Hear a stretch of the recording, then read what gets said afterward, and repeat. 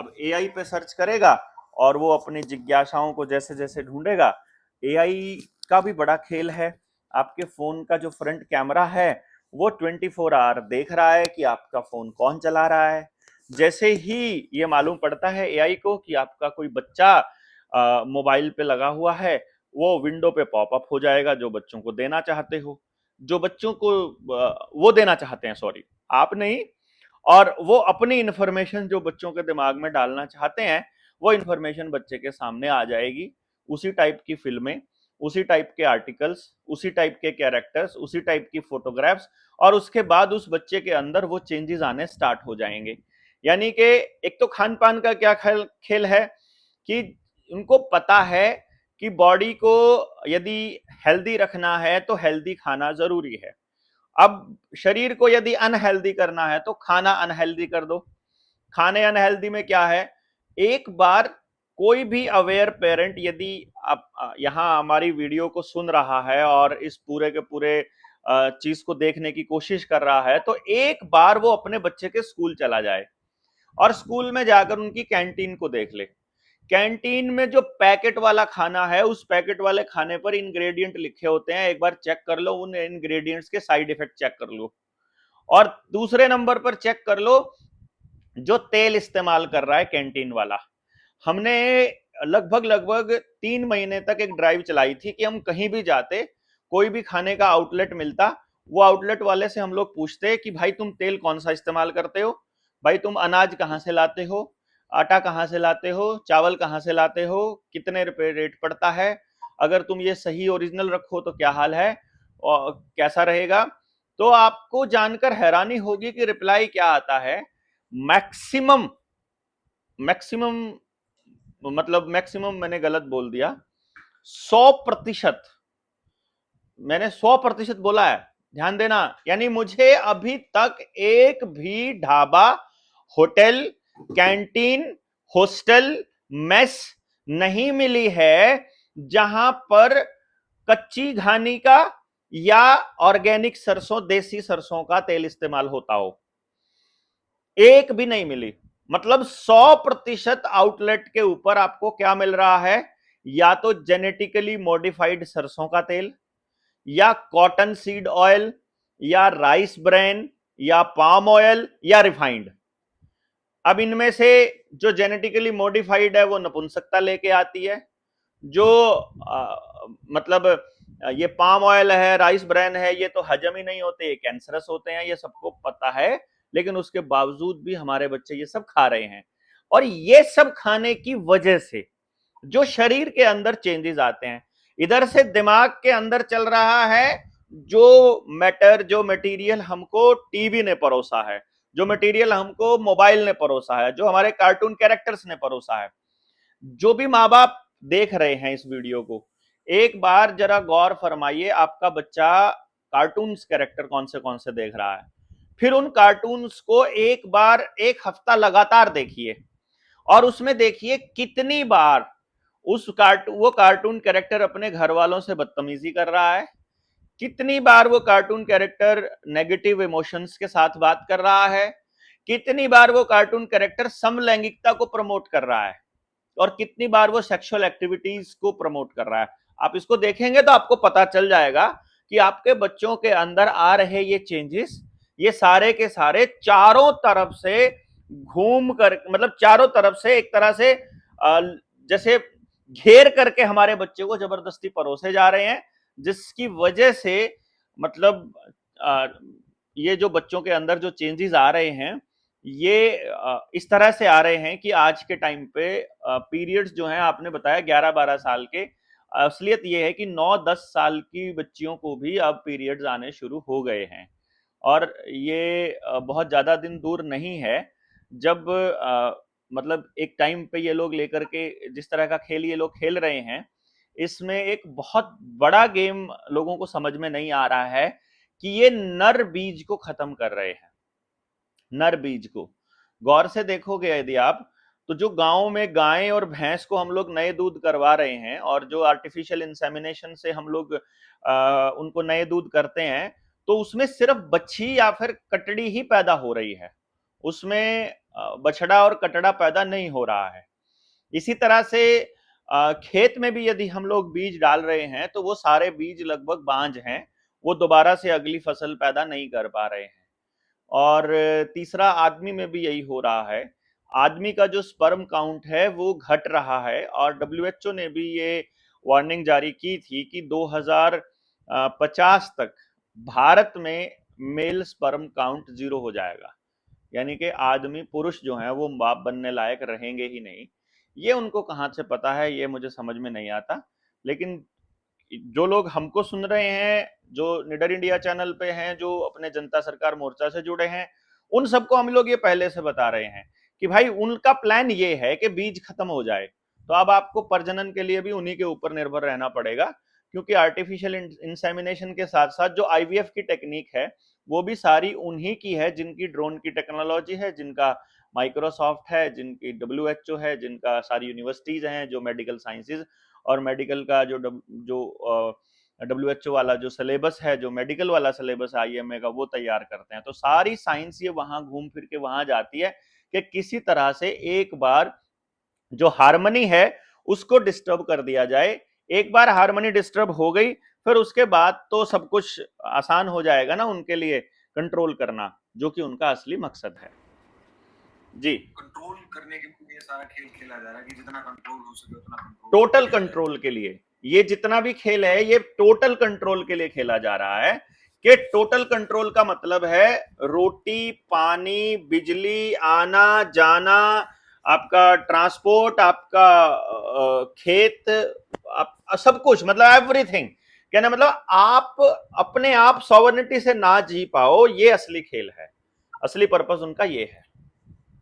लोग सब वैसे अगर औसतन अपन एज देखें तो 80-90 साल की उम्र होती है। इस उम्र के बाद तो जो लोग कंट्रोल करना चाहते हैं उनको भी इस दुनिया से विदा लेना ही है, तो कंट्रोल करना क्यों चाहते हैं जब उनको जाना ही है यहाँ से? फिर आप मकान क्यों बनाते हो 25, 30, 50 साल का आगे सोचकर कि 2 बच्चे हैं, दोनों बच्चों के लिए एक एक कमरा बना देते हैं। 3 बच्चे हैं, इतने लड़के हैं, इतनी लड़कियां हैं, लड़कियों की तो शादी हो जाएगी, लड़के ऐसे हो जाएंगे। ऐसा करके हम प्लान नहीं करते हैं क्या अगली पीढ़ी के लिए? तो सबसे पहली बात तो वो अगली पीढ़ी के लिए प्लान करते हैं। दूसरी चीज जो मैं आज आपको रिवील कर रहा हूं, जिसके बारे में आपको सर्च करनी है और रिसर्च करनी है सबको, जो लोग भी सुनेंगे, क्योंकि ये थोड़ा सा मैं समय से आगे की बोल देता हूं तो फिर वो हाजम नहीं होती है, तो फिर मुझे रिजेक्ट कर देते होते हैं वो लोग ना। और मैंने ये बातें 2020 में जब बोली थी तब तो मुझे बिल्कुल ही थपेड़े पड़ते थे, मतलब इतनी गालियां पड़ती थी ना सोशल मीडिया पे कि क्या उलझुल बातें करता रहता है। और अभी फिर क्योंकि एलोन मस्क ने ये बोल दिया है तो अब मेरे लिए बोलना आसान हो जाएगा। न्यूरालिंक एक कंपनी है एलोन मस्क की, जिसमें वो माइक्रोचिप लगा रहे हैं। और आज का टाइम्स ऑफ इंडिया का अखबार पढ़ा था मैंने, आज के अखबार में भी आ गया है कि एक इन्फेंट है, एक छोटा बच्चा जो पैदा हुआ है बहरा, उसके बाहर एक कान पे यहां लगा दिया है एक रिसीवर, और एक इम्प्लांट अंदर ब्रेन में उन्होंने सर्जरी करके अंदर डाल दिया है। अब वो बच्चा बड़े आराम से सुन सकता है। अब ये तो आपने सुना, सिर्फ एक चिप लगी और आप सुनने लग गए। एक चिप ऐसी भी बनाई है इन लोगों ने जो आपकी रीढ़ की हड्डी में लग जाएगी, तो आपके ब्रेन के साथ आपके पूरे शरीर के कांटेक्ट वो बना देगी। यानी कि जो पैरालिसिस का जो कारण होता है, कोई नस ब्लॉक हो जाए तो आपको पेन रहता है परमानेंट, या फिर आपको पैरालिसिस हो जाए तो आपकी बॉडी काम नहीं करती है, तो क्योंकि दिमाग के जो संदेश हैं वो वहां तक नहीं जाते हैं, तो वो लोग इस तरह की चिप बना चुके हैं कि आपको लगे और आधे घंटे में आप चलने लग जाओ। अभी वो आएगी आने वाले टाइम में, और वो यहाँ गर्दन में लगाएंगे। अब ये गर्दन और दिमाग के साथ की रीढ़ की हड्डी के साथ और दिमाग के साथ इसका मतलब कॉम्बिनेशन हम लोग देखेंगे। अब ये लोगों को दिखाई क्या दे रहा है कि जैसे हेयरिंग एड लगी तो बच्चे को अभी सुनना शुरू हो गया, एक दिखना शुरू हो जाए, अंधे लोगों के लिए ऐसी चिप लग जाए अगर, उनको दिखने लग जाए। और फिर ऐसे जैसे चश्मा आता है ना, अब तो गूगल का चश्मा आता है जो सब कुछ देख रहा होता है, उसके अंदर कैमरा लगा है और वही दिमाग के साथ कनेक्ट हो जाए, तो बड़ा आसान। आपको ये टेक्नोलॉजी लगती है, लेकिन जो गेम है वो क्या है वो अभी धीरे धीरे समझ में आएगा। तो एक पता लग गया कि आपकी पूरी शरीर को चलाने लग गया, एक आपके कान के लिए हो गया, एक आपकी आंखों के लिए हो गया। एक एक दूसरी चीज आपने सुनी होगी, एलोन मस्क ने ही पहले किया था कि हमने बंदरों पे परीक्षण किया था, 5 बंदर मर गए थे। जिस टाइम पे टीवी में और अखबारों में खबर आ रही है कि बंदर वीडियो गेम खेल रहा था, वो चिप लगने के बाद वो अपने दिमाग से कंट्रोल कर रहा था वीडियो गेम को। उस वक्त से 3-4 साल पहले हमने आपको बताया था, जिन लोगों ने सुना होगा हम लोगों को, कि भैया वो आदमी को कंट्रोल करने के एक्सपेरिमेंट्स कर चुके हैं, और वो आज से नहीं करे हैं, उन्होंने वर्ल्ड वॉर 2 से कर चुके हैं वो लोग। यानी ये इतनी पुरानी टेक्नोलॉजी है जो कि इनकी भी नहीं है, जो लोग ये कह रहे हैं। वो तो कुछ और खेल है। इससे ऊपर का खेल क्या है कि न्यूरा लिंक में वो लोग आदमी की मेमोरी को पूरी तरह से रिप्लेस करने का एक्सपेरिमेंट भी सक्सेसफुली कर चुके हैं। अब आप इसका मतलब समझते हैं क्या है? इसका मतलब ये है कि पैदा होने से लेकर आज तक मैंने जो कुछ भी सीखा है, इसी वक्त ऑन द स्पॉट मेरे पूरे दिमाग की मेमोरी को यहां से कॉपी करके, जैसे हार्ड डिस्क में करते हैं, और किसी दूसरे आदमी के दिमाग में इंप्लांट किया जा सकता है। यानी अगर मुझे अमर होना है, यहां तक की जिंदगी मुझे याद है, अब मैं किसी और के शरीर में जिंदा रह सकता हूं। यानी मेरी मेमोरी अगर वहां है तो मैं उसी तरह बोलूंगा, उसी तरह रहूंगा, वही मेरे सिग्नेचर्स, मुझे सब कुछ याद है ना, सब कुछ तो दिमाग से चलता है। तो यदि दिमाग को ही रिप्लेस करने का उन्होंने एक फॉर्मूला बना लिया है और उसके ऊपर रिसर्च कर चुके हैं, तो फिर उनके लिए कितना मुश्किल है अमर होना। मतलब आप अगर कैलकुलेट करोगे, और थोड़ा सा देखो, मैं थोड़ी गहरी रिसर्च में अभी नहीं जाएंगे सुशांत सिंह राजपूत की तरह, वरना बंदा अगले दिन मिलेगा भी नहीं, और ये पता है कि क्या हो गया था, आदमी तो ठीक ठाक था, फिर उसने वो पंखे पे क्यों लटका हुआ मिला, ये भी नहीं पता चलता। कारण क्या है कि कुछ दस्तावेज आपकी और हमारी पहुंच से बाहर होते हैं, लेकिन ये जो टेक्नोलॉजी जिसकी मैं बात कर रहा हूं, ये टेक्नोलॉजी भी इतनी पुरानी है कि आज से 150 साल पहले कंपनी का मालिक जो था, वो अपनी मेमोरी को रिप्लेस करके यदि किसी दूसरी बॉडी में वो अगर आता है, 5 साल का बच्चा है किसी का, मान लीजिए आपको कह दिया कि ये बच्चा मुझे दे दो, या 3 साल का बच्चा है, या अनाथ आश्रम से कोई बच्चा ले लिया, या अपना ही कोई नया बच्चा और कोई ले लिया, तो 5 साल के बाद उसके दिमाग में उस मेमोरी को ट्रांसफर करना कितना मुश्किल है। यानी कहने को लग रहा है कि वो शरीर किसी और का है, पर वो आदमी तो वही है ना उसके अंदर, जो जी रहा है, जो आदमी उसको कर रहा है।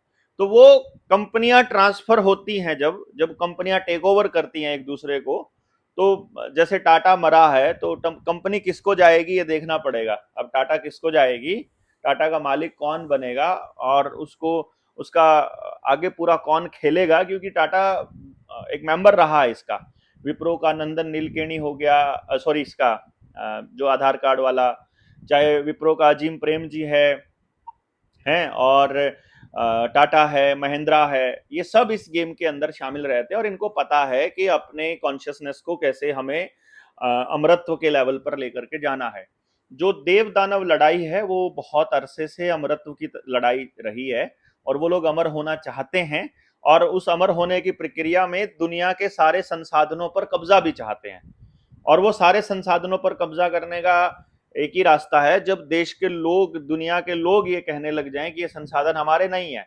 जैसे कोयला तो अडानी का है, गैस तो फलाने की है, ऐसा बोलने लग गए ना लोग बाग, अगली पीढ़ी को ये लगने लगेगा कि वही लोग मालिक हैं, जबकि असलियत में जो इस धरती पर रहने वाले वो लोग हैं। और सीए एनआरसी ला करके आपकी नागरिकता ही समाप्त कर दी जाएगी। यदि आपको जानना है ना सीए और एनआरसी में क्या है, आपका आधार कार्ड, आपका वोटर कार्ड, आपका ड्राइविंग लाइसेंस, आपका पासपोर्ट, आपका राशन कार्ड, जितने डॉक्यूमेंट्स आपके पास हैं, उससे आप देश के नागरिक साबित नहीं होते हैं। देश के नागरिक साबित होने के लिए आपको अपनी कम से कम 3 पुश्तों का डेट ऑफ बर्थ सर्टिफिकेट लाना पड़ेगा, और वो एक ही जगह से होना चाहिए। यानी आपके दादाजी जहां पैदा हुए, आपके पिता वहीं पैदा हुए, और आप भी वहीं पैदा हुए, और आपका तीनों का डेट ऑफ बर्थ सर्टिफिकेट है, तो ही आप इस देश के नागरिक माने जाओगे। तीनों में से एक का भी नहीं है तो नहीं माने जाओगे। तो ऑब्वियसली आपके दादा का आपको कभी नहीं मिलेगा, इसीलिए आप कभी भी इस देश के नागरिक नहीं बन पाओगे अकॉर्डिंग टू सीएए और एनआरसी। तो इसलिए आपकी नागरिकता को समाप्त करके ये लोग ये आपके सारे संसाधनों पर कंट्रोल कर लेंगे। ज्यादा बोलोगे तो आपके शरीर में केमिकल ऑलरेडी इन्होंने डाल ही दिया है बचपन से पैदा होने के बाद। हाँ, जो ये बच्चियों के अंदर एक जो समस्या ये बहा रही थी ना, ये बचपन में पैदाइशी पैदा होने के बाद जो बच्चों को वैक्सीन लगती हैं, इसका क्या परिणाम पड़ता है, इस पर भी रिसर्च करनी पड़ेगी। मतलब मैं अगर सीधा बोल दूंगा ना तो आपका चैनल उड़ जाएगा कि उससे कुछ होता है। अगर मैं ये बोल दूंगा कि उससे होता है तो गड़बड़ हो जाएगी। बाकी समझने वाले समझ ही गए होंगे, मैं बोलूंगा नहीं, लेकिन आप समझ जाइएगा कि उस पर रिसर्च करनी पड़ेगी कि उनसे क्या क्या साइड इफेक्ट्स होते हैं।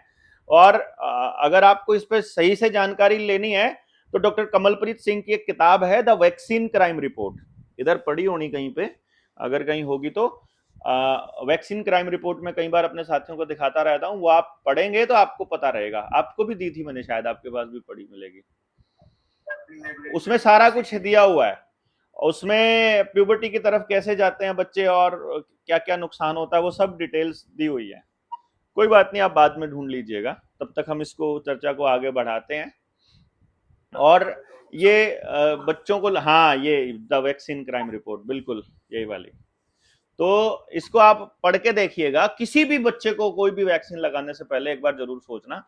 तो इसमें आपके पास सोल्यूशन हो गया कि वो लोग आपको बीमार रखकर ही, केवल बीमार रखकर ही वो ये काम कर सकते हैं।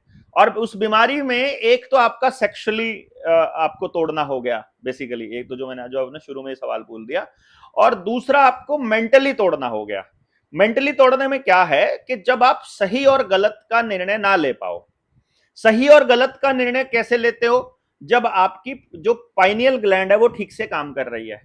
जो पाइनियल ग्लैंड है वो काम करती है ठीक से जब आप बिल्कुल देसी खाना खाते हो, दिनचर्या और ऋतुचर्या को फॉलो करते हो।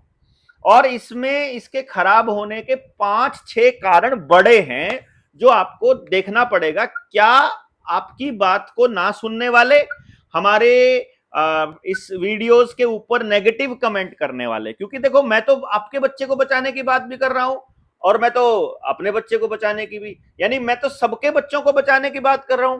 पर उसके बावजूद भी कोई व्यक्ति यदि ये कहता है कि भाई ये तो प्रोपेगेंडा कर रहा है, या देवेंद्र को, या अगर मान लो मुझे कोस रहा है, तो एक बार उस व्यक्ति को ये जरूर देख लेना चाहिए कि भैया तेरे खान पान या तेरे आसपास ऐसा क्या है कि तेरी पाइनियल ग्लैंड खत्म हो गई है, जिससे तेरी सोचने समझने की क्षमता चली गई है, जिसमें सही गलत का निर्णय ही नहीं ले पा रहा है कि सही क्या है गलत क्या है। तो उसमें क्या क्या चीजें आती हैं। सबसे पहला आता है कि शरीर में किसी भी फॉर्म में एल्यूमिनियम नहीं जाना चाहिए। एल्यूमिनियम बहुत हैवी मेटल है, सीधा पाइनियल ग्लैंड के ऊपर अटैक करता है और आदमी सोचने समझने की क्षमता खो देता है। तो आपके घर में यदि कोई बर्तन है जिसमें एल्यूमिनियम में का, जिसमें खाना बनता है या कोई गर्म चीज होती है, पानी गर्म होता है, एल्यूमिनियम का कोई दरवाजा है जिसको आप बार बार खोलते हो तो एल्यूमिनियम का ही हैंडल होता है, तो जब आप खोलोगे तो वो आपके हाथों पे लगेगा ही लगेगा 100% एल्यूमिनियम की। और क्या क्या एल्यूमिनियम का है आपके आसपास, इसको एक बार गौर से देखिएगा तो आप देखोगे कि किसी ना किसी तरह से एल्यूमिनियम आपके घर में उन्होंने घुसा दिया है। और एल्यूमिनियम घर में नहीं घुसाएंगे तो वैक्सीन क्राइम रिपोर्ट की पेज नंबर 22 पे जाओगे तो सबसे पहला ही इंग्रेडिएंट ग्लाइफोसेट के बाद में एल्यूमिनियम आता है। तो वो एल्यूमिनियम हाइड्रोक्साइड जेल के रूप में हर वैक्सीन के अंदर है, जो 40-45 प्लस के बाद जाने के बाद क्लॉटिंग का एक बहुत बड़ा कारण बनता है। और इसीलिए जो बड़े बुजुर्गों में भी पहले गांव में कभी कभी हार्ट अटैक होता था 60-65 साल की उम्र में, वो भी उन्हीं लोगों को होता था जिनको बुखार होने के बाद टीके लगवाने का शौक था। भाई मेरे तो टीका ला दे फटाफट, एक दिन में ठीक कर दे मैंने, तो वो वही लोग थे। तो क्योंकि हर इंजेक्शन के अंदर एल्यूमिनियम तो वो लोग डालते ही डालते हैं। तो एल्यूमिनियम एक कारण है। दूसरा एक कारक है, सॉरी, दूसरा कारक जो आपकी इस बुद्धि को खराब करता है वो है व्हाइट लाइट।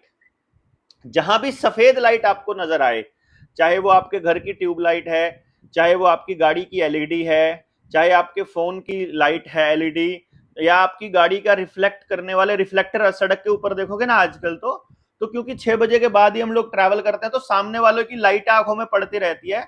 वो व्हाइट लाइट आपकी पीनियल ग्लैंड को खत्म करती, मतलब उसको रोकती है सही तरह से प्रॉपर फंक्शनिंग करने में। तो व्हाइट लाइट जहां जहां है, अब इसका साथ में इलाज भी साथ के साथ ही बताते चलते हैं कि अपने घर के अंदर अपना बल्ब लगाओगे तो मिनिमम लाइट में आपको पड़ना है। आपको झूठ बकाया इन लोगों ने, झूठ बोला इन लोगों ने कि ज्यादा रोशनी में पड़ना चाहिए, कम रोशनी में आंखें खराब होती हैं। असलियत में ज्यादा रोशनी में आंखें खराब होती हैं। जो आपने चश्मा लगाया है ना, ये ज्यादा रोशनी की वजह से खराब होने से लगाया है। जो मतलब जो हम हॉस्टल में पढ़ने वाले बच्चे हैं जो बाहर खाते हैं, इनकी वजह से। मैंने जो चश्मा लगाया हुआ है ना, ये एंटी ग्लेयर है, ये नंबर का नहीं है, मेरे को शौक है थोड़ा सा ना लगाने का, तो ये मेरे को, मैं इसको लगाता रहता हूँ, तो ये एंटी ग्लेयर है। ये मतलब रिफ्लेक्शन की जो स्क्रीन पे जो रिफ्लेक्ट पड़ता है ना, ये जो स्क्रीन है मोबाइल की, ये भी व्हाइट लाइट एमिट करती है जो सीधा पाइनियल ग्लैंड को अटैक करती है। तो इसी के लिए मैंने ये लगाया हुआ है एंटी ग्लेयर, जो आपको जो लेना ही पड़ेगा आपको, इसके अलावा दूसरा रास्ता नहीं है। तो व्हाइट लाइट को घर के अंदर भी आपको मिनिमम लाइट रखनी पड़ेगी। जैसे मेरे रूम की आप लाइट देखोगे, येलो कलर आपको दिखाई देगा, ये येलो रंग है मेरे रूम में। अब क्या, अब तीसरी चीज जो इसके ऊपर अटैक करती है, जो पाइनियल ग्लैंड के ऊपर अटैक करती है, वो ग्लाइफोसेट है। ग्लाइफोसेट मिलता है आपको किसी भी केमिकल सिंथेटिक ड्रग में, यानी कि जितनी भी आपको ड्रग्स दी जाती हैं उल्लूपैथी वाली, और जो आपका एपीआई है, एक्टिव फार्मास्यूटिकल इंग्रेडिएंट, उसी से बनती हैं ये, और उसी से बनता है fertiliser, DAP, urea, pesticide, insecticide, और जितने भी ये हर्बिसाइड वगैरह होते हैं, यानी कि छिड़कने वाले रसायन जो खेतों के अंदर हैं। अर्थात आपके खेत में यदि केमिकल इस्तेमाल हो रहा है, तो आपकी कॉर में आने, आपकी प्लेट में आने वाली हर कॉर वो ग्लाइफोसेट युक्त है, यानी कि आपकी पाइनियल ग्लैंड के ऊपर डायरेक्टली अटैक हो रहा है। चौथी चीज जो इस पाइनियल ग्लैंड पर अटैक करती है वो है मोबाइल डेटा का रेडिएशन, स्पेशली वाईफाई। यानी अगर आपके घर में वाईफाई कनेक्शन है, यदि आपके आसपास मोबाइल की रेडिएशन ज्यादा है, कोई टावर नजदीक में है, तो भी आप सही और गलत का निर्णय नहीं ले पाएंगे। पांचवी चीज जो आपको इस के ऊपर अटैक करती है वो है ऑर्डर। ऑर्डर, ऑर्डर मतलब smell, O D O U R, odour, ये वाला। यानी कि कोई भी चीज जो खुशबू वाली है, जो सिंथेटिक खुशबू है, जिसमें केमिकल वाली खुशबू, वो ये काम करेगी। जैसे मस्किटो कॉयल हो गई, आपका वो बिजली में लगाने वाला होगा, मच्छर भगाने वाला हो गया, आपका पाउडर हो गया जो टेल्कम पाउडर है, साबुन है, सरफ है, कंडीशनर है, आपका फेस वॉश है, हैंड वॉश है, आपका टॉयलेट क्लीनर है, और जितने भी ये केमिकल वाले जो जूस आते हैं, पैकेट वाला जितना भी लिक्विड आता है, और आपका डिओड्रेंट हो गया, रोल ऑन हो गए जो ये अंडर आर्म के नीचे लगाते हैं, परफ्यूम हो गया, जितना भी ये सारा केमिकल वाला आता है, तो जो भी स्मेल वाली चीज है, जिसमें से भी स्मेल आ रही है आज के टाइम पे, वो भी सारा का सारा पाइनियल ग्लैंड पे अटैक हो रहा है। अब बताओ कहां से बचोगे भैया? सही और गलत निर्णय लेने की ताकत आपके अंदर बची कहां से? बीज नहीं छोड़ा, वही मैं वाईफाई आपसे है। वही मैं आपसे पूछने वाला था कि सॉल्यूशन क्या है, जो नहीं सारी नहीं, चीजें हम कैसे एक छठी चीज तो आ जाओ, पहले पांच ही तो आई है अभी तक, छठी चीज भी है जो इसके ऊपर अटैक करती है, वो है फ्लोराइड, जो बहुत ज्यादा अटैक करता है हमारी पाइनियल ग्लैंड पे, यानी कि हम लोगों को बीमार रखने में बड़ा रोल है फ्लोराइड का। फ्लोराइड जो है वो वो आजकल आप सुबह सुबह अगर 4 बजे आपके यहाँ पानी आता है, 4 या 5 बजे, तो एक बार अपना पानी चेक करो, वो पानी सुबह सुबह सफेद हो जाता होगा, यानी बाल्टी में जब आप भरोगे ना उसको अर्ली मॉर्निंग, तो वो सफेद हो जाएगा, एकदम झाग से बनेंगे उसके अंदर। इसका मतलब है वो फ्लोराइड है।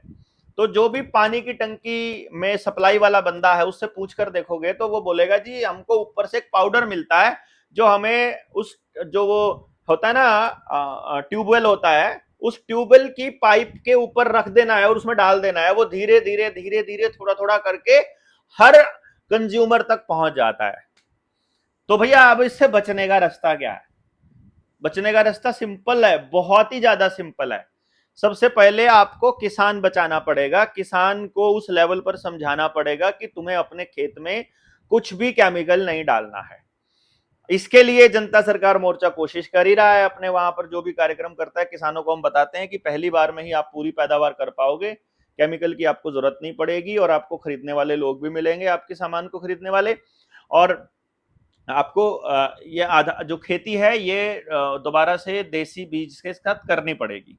नहीं करेगा तो आप कहने भर को किसान अपना 1 एकड़ में कहता है मैं खाने लायक जितना भी उगाता हूं ना, मैं उसमें केमिकल नहीं डालता हूं, वैसा बोल देगा वो, लेकिन ऐसा पॉसिबल नहीं है। उसका बच्चा जिस हॉस्टल में खाना खा रहा है, उसका बच्चा जिस मेस में खाना खा रहा है, जिस कैंटीन में खा रहा है, जो बिस्किट आपके खेत में आ रहे हैं, जो आपके गांव में आ रहा है, जितना भी राशन आपके गांव में वापस घूम के आ रहा है, वो सारा उस केमिकल वाले अनाज का है जो आपने बाकी के खेत में बोया था।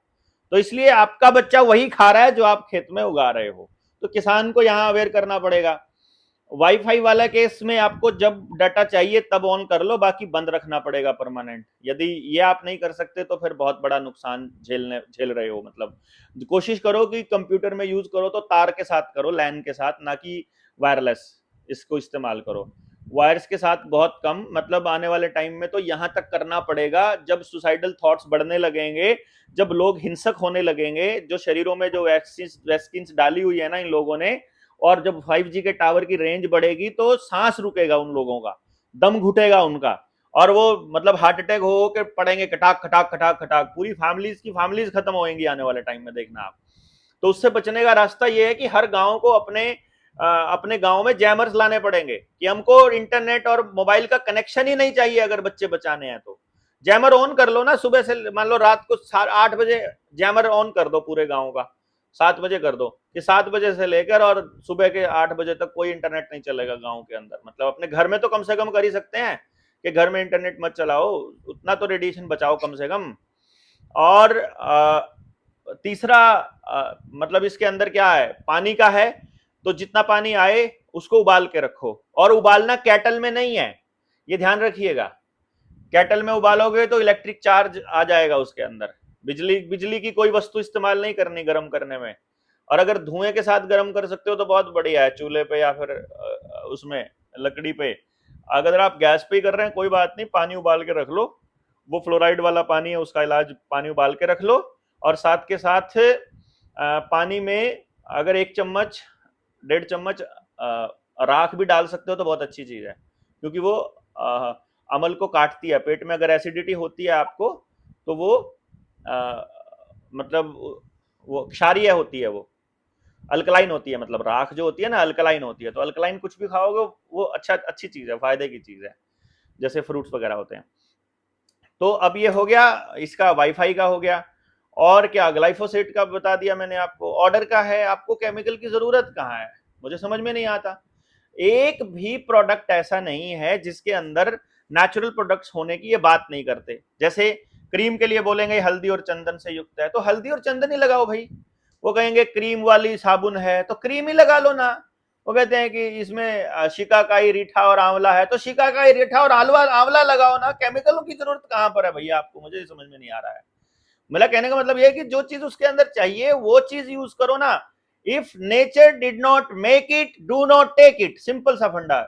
जो चीज आप खा नहीं सकते शरीर पे मत लगाओ, बस ये रूल है। क्योंकि स्किन जो है ये खाती है, स्किन सांस भी लेती है, और स्किन जो भी स्किन पे लगाओ उसको पी जाती है, तेल लगाओ आप पी जाएगी ये।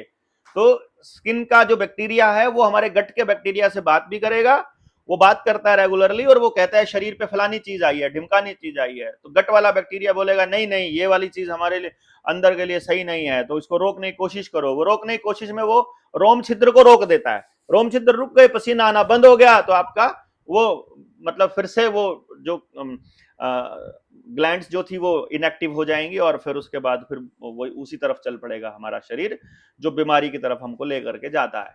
तो इसलिए इनका इलाज क्या है, चीज को समझ लिया और उसका इलाज उसके आसपास ही मिलता है आपको। हमेशा कोई भी कारण है उस कारण का निवारण कर दो तो आपको इलाज मिल जाएगा, और अगर कारण ही समझ में नहीं आएगा तो नहीं आएगा। तो इसलिए जब हम बात करते हैं कि हमको अपनी अगली जनरेशन को बचाने की जब हम बात करेंगे, तो उसमें अगली जनरेशन को समझ देना अनिवार्य है। आपका शरीर ये है, ये ऐसे काम करता है, ये ऐसे हेल्दी रहता है, ये इस तरह से बीमार होता है, इन चीजों से बीमार होता है, इन चीजों का ये असर होता है, ये पता लग जाए बस। उसके बाद उसको थोड़ी बताना पड़ेगा कि आपको क्या खाना है क्या नहीं खाना है। जी। डॉक्टर साहब, ये आपने जो अभी हम्म। पूरी चर्चा में आपने बताया कि इस चीज से बचना है, और ये जो चीज है इसका वो है समाधान भी आपने साथ में बताया। लेकिन आप जैसे जो पहले आप बात कर रहे थे, आप बोल रहे थे बार बार संसाधनों पे जो है ये कब्जा कुछ लोग जो है करते जा रहे हैं, इनको जी ऊपर जी। कंट्रोल चाहिए। हाँ हाँ। तो अगर उस टोटल कंट्रोल की अगर हम बात करें तो वहां पे ये नजर आता है कि एक आम आदमी के दिमाग में बार बार वो सवाल उत्पन्न होता है कि जैसे कोयला है, कोयले हमें खपत चाहिए तो हमें खरीदना है, ऐसी इलेक्ट्रिसिटी है, बिजली हम आम आदमी बिजली उत्पन्न कैसे करे, तो बिजली भी हमें कहीं कहीं से खरीदनी पड़ेगी, लेनी पड़ेगी। अब इन चीजों की लड़ाई, हम एक आम आदमी इन चीजों की लड़ाई कैसे लड़ेगा और कैसे अपनी चीजों को बचाएगा? कुछ नहीं करना होता है इसमें राहुल भाई। देखो मैं आपको जो आपने बोला है संसाधनों पर कंट्रोल, हमारा हमारा सवाल क्या है, हम क्या कह रहे हैं कि सुप्रीम कोर्ट का 2011 का एक वर्डिक्ट है जिसमें उन्होंने आदेश दिया और अपना निर्णय दिया कि जो ये संसाधन है, जितने भी प्राकृतिक संसाधन हैं, चाहे पानी हो, जंगल है, फल है, या फिर ये बांध हैं, सॉरी रिवर्स हैं, और कोयला है, सोना है, बॉक्साइट, एल्यूमिनियम है, ये सब चीजें जितनी भी हैं, इन सब पर देश की जनता का अधिकार है, ये उन्होंने वर्डिक्ट दिया। तो इसीलिए ठेके छूटते हैं इसके ना। तो ठेका होना तो चाहिए ट्रेजरी में जमा पैसा, लेकिन ट्रेजरी में नहीं होता है, और बहुत सस्ते रेटों में ये लोग सेटिंग करके एक दूसरे को वो सेटिंग कर लेते हैं, कोई बात नहीं। लेकिन सवाल ये है, जो बात ये है वो ये कि हमको एक तो सही लड़ाई अगर लड़नी है तो ये लड़ाई लड़नी है कि जितना भी संसाधन है देश के अंदर, जितना भी संसाधन है उससे जितना प्रॉफिट होता है, उस सारे प्रॉफिट में हमें देश की जनता के लिए प्रॉफिट के अंदर हिस्सेदारी चाहिए। सबसे पहली लड़ाई तो सिंपल सी बात है ना, कि आप जितना प्रॉफिट उद्योगपति कमा रहा है उसको जितना चाहिए, मतलब ऐसा थोड़ी होता है यार। एक एक मतलब एवरेज अगर आप लगा करके देखो तो एक एक दिन का 8-8 हजार करोड़ रुपए की आमदनी, ये कोई लॉजिक थोड़ी बनता है किसी एक व्यक्ति को। मतलब आपने ऐसा क्या किया है कि आपको 8 हजार करोड़ रुपए का प्रॉफिट हो रहा है? मतलब अल्टीमेटली तो जितने लोग उसके साथ काम कर रहे हैं, या तो वो प्रॉफिट शेयरिंग उन सबको हो जाए, या फिर वो देश की जनता के साथ हो, क्योंकि आपने जो प्रॉफिट कमाया वो देश के संसाधनों को ध्यान में रख के उनको बेच करके कमाया है ना। अब आपने एक जमीन खरीद ली, एक्वायर कर ली, उसके ऊपर आपने एक रोड बना दिया, उस रोड से आपको टोल से इतने लाख रुपए महीने की आमदनी हो रही है। किसान को तो एक बार पैसा दे करके उसके बेटे ने तो पिस्टल खरीद ली थी, वो तो गोली मार के जेल में पड़ा है। वो तो तफरीबाजी करके गाड़ी पे मतलब उल्टे सीधे काम करके वो तो एक्सीडेंट करके घर, वो तो टांग तुड़वा के पड़ा है जिस जमींदार की जमीन एक्वायर हुई थी। और आपने जिसने जमीन ली थी वो अब जिंदगी भर वहां से टोल कमाएगा। तो मैं क्या कह रहा हूं कि वो जिंदगी भर टोल कमा रहा है तो उसका एक हिस्सा उस किसान को परमानेंट जाना चाहिए जिसकी वो जमीन थी। और अगर आपके यहाँ बिजली का कोई संयंत्र लगा है, कोई पावर प्लांट लगा है, तो पावर प्लांट से जितना आमदनी होगा उस आमदनी में हिस्सा उन किसानों का होना चाहिए। वो कोल जिसका है वहां उसका हिस्सा वहां के लोगों का होना चाहिए, स्थानीय लोगों का। सबसे पहली बात तो यह है कि स्थानीय लोगों का हिस्सा होना बहुत जरूरी है।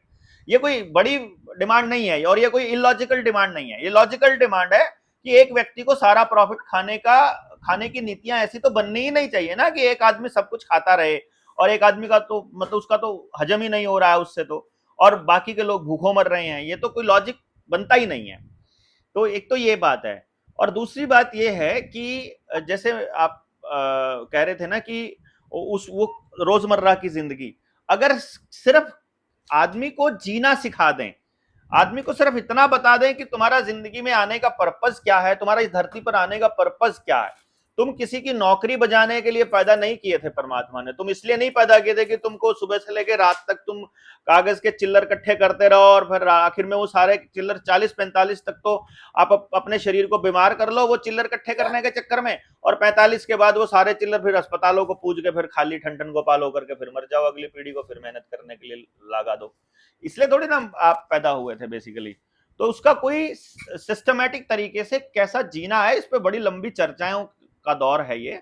इसमें बहुत गहन चर्चा होती है, लिटरली इसके ऊपर चर्चाएं होती है कि असल में तुमको क्या करना है, लड़ाई कैसे लड़नी है। ये लड़ाई कोई ऐसा नहीं है कि हमको कोई आंदोलन करना है, कोई बड़े आंदोलन करने हैं। हमको सिर्फ बात का पता हो और उस बात पे सवाल पूछने आते हों, और कोई हमको जबरदस्ती जैसे गांवों में जो इंप्लीमेंट करने के लिए आते हैं, आपके बच्चों को वैक्सीन लगाने आया उससे सवाल पूछने आने चाहिए। स्कूल में टैबलेट दे रहा है मास्टर जी, उससे पूछ लो आयरन की टैबलेट तुम क्यों दे रहे हो, पहले ये बताओ।